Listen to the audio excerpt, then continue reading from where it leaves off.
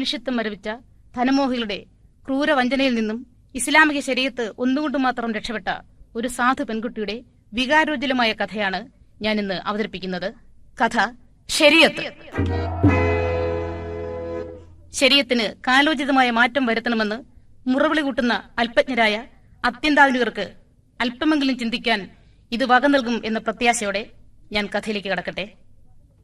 ഏറനാട്ടിലെ ഒരു ഉൾനാടൻ ഗ്രാമം.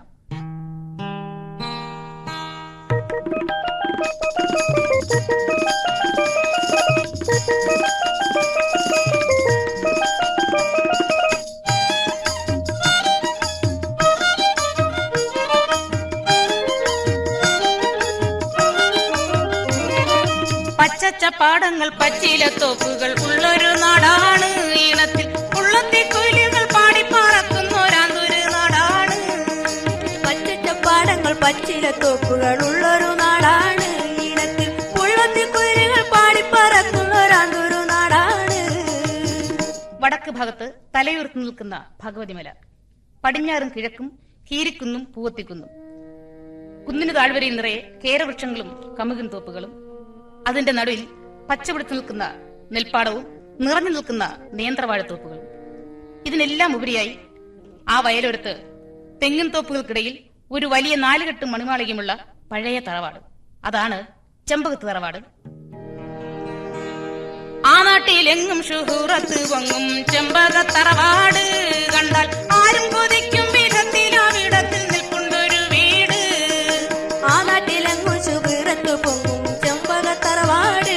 കണ്ടാൽ ആരും കൊതിക്കും വിധത്തിൽ ആ വീടത്തിൽ നിൽക്കൊണ്ടൊരു വീട്. ആന്തൂർ ഗ്രാമത്തിലെ ലക്ഷപ്രഭുവാണ് മുഹമ്മദ് ഹാജി. ഏക്കർ കണക്കിനുള്ള റബ്ബർ എസ്റ്റേറ്റുകളും വിശാലമായ തെങ്ങിൻ തോട്ടങ്ങളും കാറുകളും ലോറികളുമുള്ള മുഹമ്മദ് ഹാജി സ്ഥലത്തെ പ്രധാന ദിവ്യനാണ്. അഭ്യസ്തവിദ്യരും പ്രാപ്തരുമായ ആൺമക്കളുമൊത്ത് മുഹമ്മദ് ഹാജി വളരെ സന്തോഷത്തോടെ കഴിഞ്ഞുകൂടുകയാണ്. അങ്ങനെ ഒരു സമ്പന്ന കുടുംബം. സമ്പത്തിൻ കളിത്തോപ്പിൽ വിരാജിക്കും ഹാജിയാർക്ക് ഇമ്പത്തിൽ പരിവാരമേറെയുണ്ട്.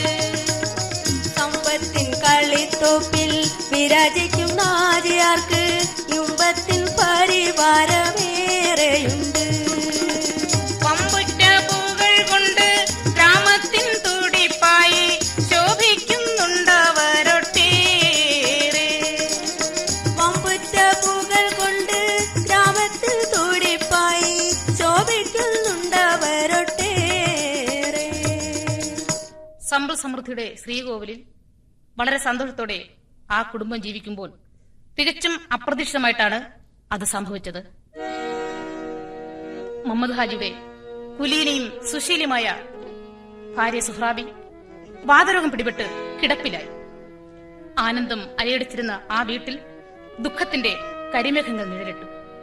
എവിടെയും അസ്വസ്ഥത, ആവേശവും ഉന്മേഷവും അപ്രത്യക്ഷമായി. ചെമ്പകത്ത് തറവാട്ടിൽ ഇന്ന് സംതൃപ്തിയുടെ പൊട്ടിച്ചിരികളില്ല. റേഡിയോയും ടെലിവിഷനും നിശബ്ദങ്ങളായി. മൗനത്തിൽ പൊതിഞ്ഞ ദുഃഖം വീടും പരിസരവും നിർജീവമാക്കി. സുഹ്റാബിയുടെ ശരീരത്തിന്റെ ഇടത് ഭാഗം തളർന്നുപോയി. മെത്തയിൽ നിന്നും ഇളകാൻ പോലും വയ്യാത്ത അവസ്ഥ. മക്കളും വേണ്ടപ്പെട്ടവരും സുഹ്റാബിയുടെ കട്ടിലിന് ചുറ്റുമിരുന്ന് കണ്ണുനീർ പൊഴിച്ചു. തന്റെ ജീവന്റെ ജീവനായ പ്രിയതമയുടെ കിടപ്പ് കണ്ട് മുഹമ്മദ് ഹാജി പൊട്ടിക്കരഞ്ഞുപോയി.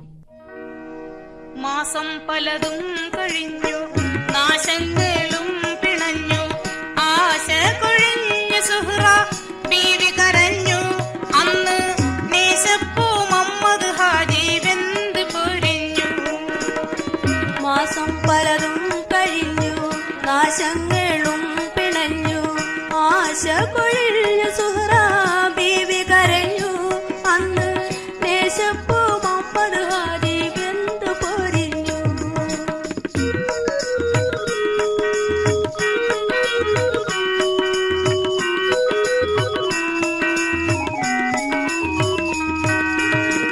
രോഗത്തിന് മാറ്റമില്ല, ശോകത്തിന് അറ്റമില്ല, മരുന്നും മന്ത്രങ്ങൾക്കും ഫലമൊന്നും കണ്ടില്ല. മുഹമ്മദ്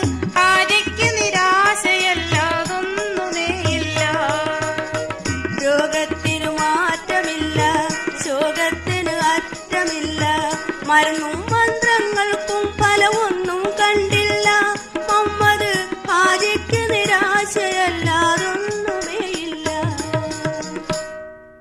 മാസങ്ങൾ കടന്നുപോയപ്പോൾ സുഹ്റാ ബീവിയുടെ രോഗം ഒരു പഴയ സംഭവമായി മാറി. ശുശ്രൂഷയ്ക്ക് പ്രത്യേകം വേലക്കാരികളെ നിയമിച്ചു. കട്ടിലിന് ചുറ്റും കൂടിയവരെല്ലാം അവരവരുടെ ജോലികളിൽ വ്യാപൃതരായി. മുഹമ്മദ് ഹാജി മാനസികമായി വളരെയേറെ തളർന്നിട്ടുണ്ട്. പ്രായം 50 കഴിഞ്ഞെങ്കിലും ഒരു യുവാവിന്റെ പ്രസരിപ്പും പ്രസന്നതയും മുഹമ്മദ് ഹാജിക്ക് വിട്ടുമാറിയിരുന്നില്ല. സുഹ്റാ ബീവി കിടപ്പിലായതോടെ വീട്ടിലെ നിയന്ത്രണം അറ്റുപോയിരിക്കുകയാണ്. ചെമ്പകത്ത് തറവാട്ടിൽ ഒരു കാര്യത്തിനും ഇന്ന് നിയന്ത്രണമില്ല. അവിടെ ചുറ്റിപ്പറ്റി ജീവിതം ഒപ്പിച്ചിരുന്ന പാവങ്ങളെല്ലാം ഇന്ന് അവിടം വിട്ടുമാറിയിരിക്കുകയാണ്. വീട്ടുകാര്യങ്ങളിൽ മേൽനോട്ടം വഹിക്കാൻ പറ്റിയവരാരും ഇന്ന് അവിടെയില്ല. മണിയറയിലെ പട്ടുമെത്തലിരുന്ന് പാശ്ചാത്യ സംഗീതം ആസ്വദിച്ച് ശീലിച്ച മോഡേൺ മരുമക്കൾക്കുണ്ടോ വീട്ടുകാര്യങ്ങളിൽ പരിചയം? ഗൃഹനായികയുടെ പതനം നാട്ടുകാരെയും വീട്ടുകാരെയും ഒരുപോലെ തീരാ ദുഃഖത്തിലാഴ്ത്തി. വീടിന്റെ പരിതാപസ്ഥിതികളോർത്ത് പൊട്ടിത്തകർന്ന് മനം മുഷിത്ത്. വീടിന്റെ പരിതാപസ്ഥിതികളോർത്ത് പൊട്ടിത്തകർന്ന് മനം മുഷിത്ത്. ഹാജിയാർക്കുന്മേഷം വിട്ടുപോയി ആ വലിയ വീട്ടിലവരൊറ്റയ്ക്കായി. ഹാജിയാർക്കുന്മേഷം വിട്ടുപോയി ആ വലിയ വീട്ടിലവരൊറ്റയ്ക്കായി.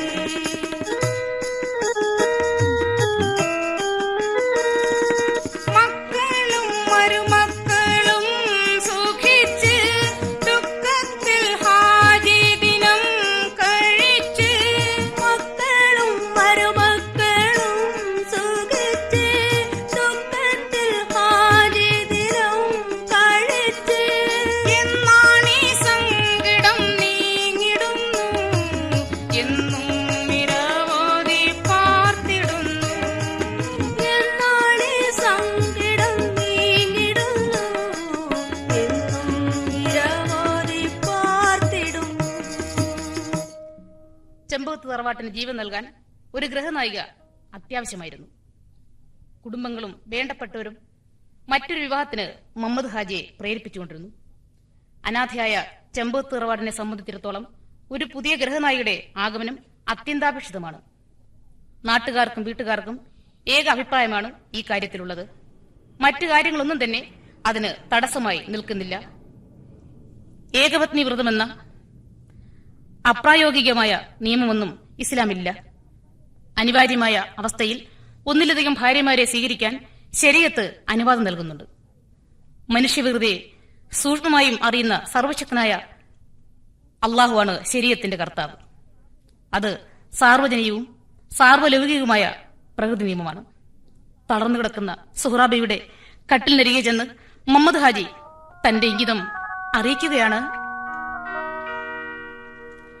കൊച്ചുനാളിലൊത്തുവന്ന കൂട്ടുകാരി, എന്നോടൊപ്പം കൂടി നിന്ന എന്റെ വീട്ടുകാരി. കൊച്ചുനാളിലൊത്തു വന്ന കൂട്ടുകാരി, എന്നോടൊപ്പം നിന്ന എന്റെ വീട്ടുകാരി. ഓർമ്മകൾ ഒരു കാരമുള്ളായി മേടിടുന്നു, ഉള്ളിലൊരായിരം കടന്നലൊന്നായി മൂളിടുന്നു.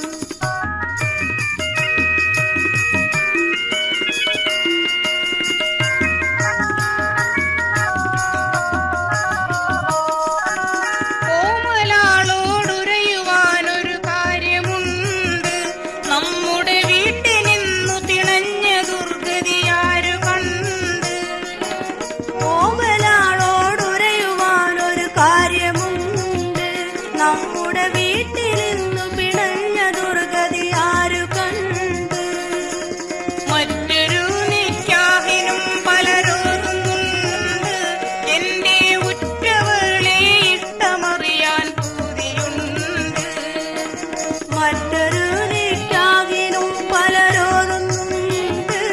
എന്റെ ഉറ്റവളെ ഇഷ്ടമറിയാൻ കൂടിയുണ്ട്. മുഹമ്മദ് ഹാജിയുടെ സ്നേഹമയമായ ആവശ്യം കേട്ട് സുഹ്റാ ബീവി തെല്ലുനേരം നിശബ്ദയായി.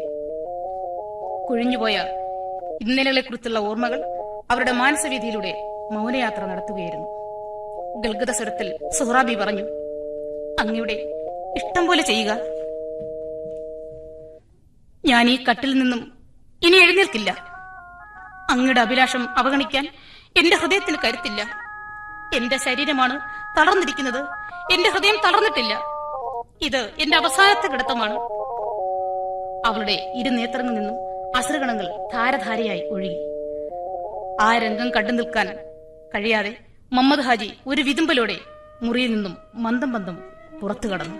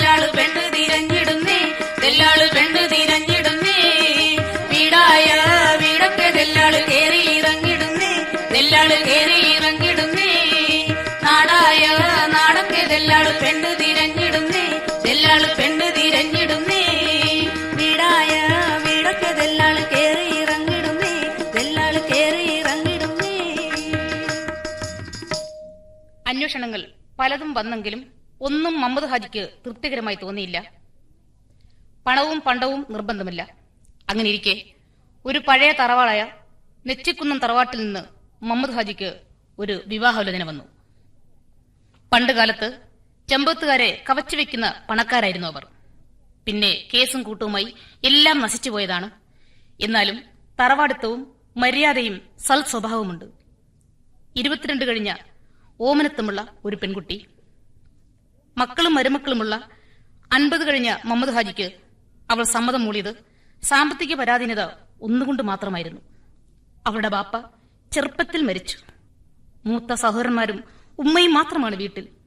മൂത്ത ജ്യേഷ്ഠൻ കുഞ്ഞഹമ്മദിന്റെ കുറഞ്ഞ വരുമാനം കൊണ്ട് ആ കുടുംബം ഒരു വിധത്തിൽ ജീവിച്ചു പോരുന്നു. ഇളയവളാണ് ജമീല.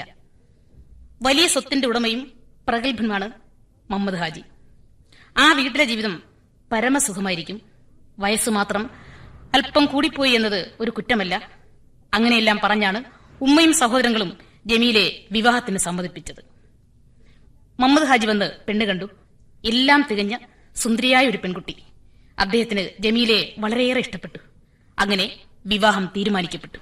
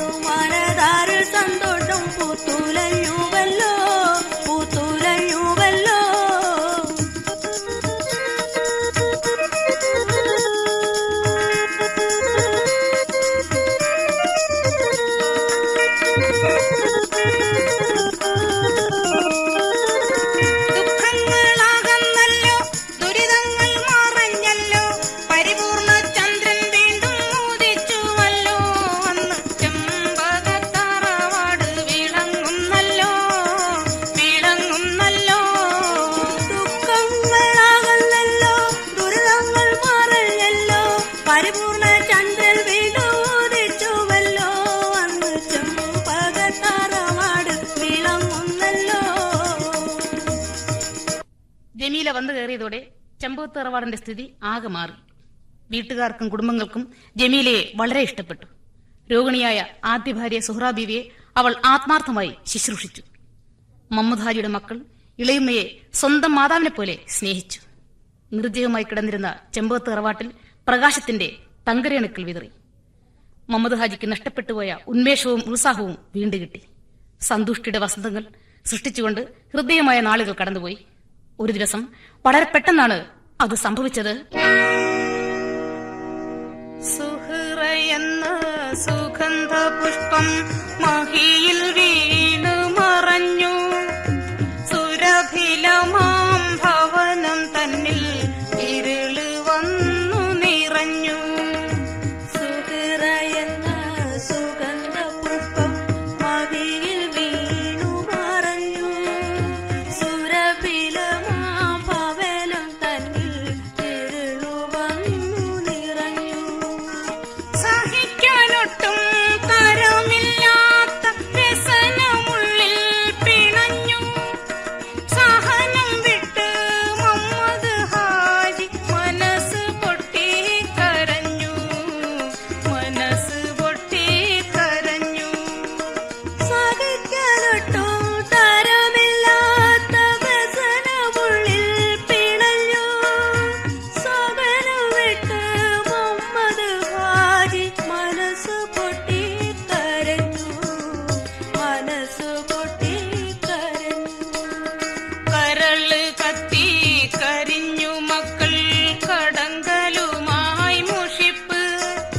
കഥന കണ്ണീരൊലിച്ചു മയ്യത്തിനരികെ വന്നിട്ടിരിപ്പ്. കരളു കത്തി കരിഞ്ഞു മക്കൾ കടങ്കലുമായി മുഷിപ്പ്.